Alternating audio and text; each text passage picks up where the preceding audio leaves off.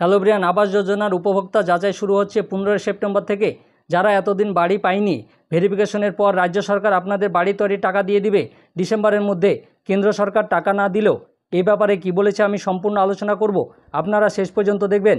দেখার আগে যারা নতুন আছেন চ্যানেলটাকে সাবস্ক্রাইব করে দিবেন, আর যারা ফেসবুক থেকে দেখবেন অবশ্যই পেজটাকে ফলো করবেন। কি বলেছে দেখুন, ডিসেম্বরের মধ্যে কেন্দ্র টাকা না দিলে বাংলা গরিব মানুষকে বাড়ি তৈরির টাকা রাজ্য সরকারই দেবে বলে ঘোষণা করেছিলেন মুখ্যমন্ত্রী মমতা বন্দ্যোপাধ্যায়। সেই সময়সীমার বাকি আর মাত্র 2.5 মাস, তাই এখন থেকে মাঠে নামছে রাজ্য প্রশাসন।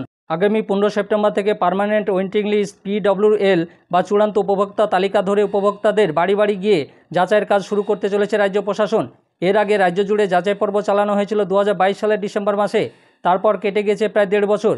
এই সময়কালে অনেকে বাড়ি তৈরি করে ফেলেছেন বা মারা গিয়েছেন বা অন্যত্র চলে গিয়েছেন। এই কারণে ফের একবার নতুন করে ন্যায্য উপভোক্তা যাচাইয়ের প্রয়োজন বলে মত প্রশাসনিক কর্তাদের। পঞ্চায়েত মন্ত্রী প্রদীপ মজুমদার জানিয়েছেন, কেন্দ্র টাকা দিক বা না দিক, গরিব মানুষের বাড়ি তৈরি হবেই। সমীক্ষার পরে মোট উপভোক্তার সংখ্যা বোঝা যাবে। প্রসঙ্গত 2022 সালে ঝাড়াই বাছাইয়ের পর চূড়ান্ত উপভোক্তা তালিকায় রয়েছে প্রায় 34 লক্ষ নাম। এর মধ্যে 13 লক্ষের কিছু বেশি বাড়ি তৈরির জন্য কেন্দ্র প্রশাসনিক অনুমোদন দিল, 1 টাকাও দেয়নি এখন পর্যন্ত।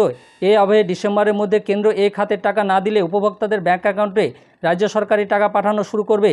শনিবার রাজ্য পঞ্চায়েত দপ্তরের তরফে প্রত্যেক জেলা প্রশাসনকে উপভোক্তা যাচাই সংক্রান্ত নির্দেশিকা পাঠানো হয়েছে।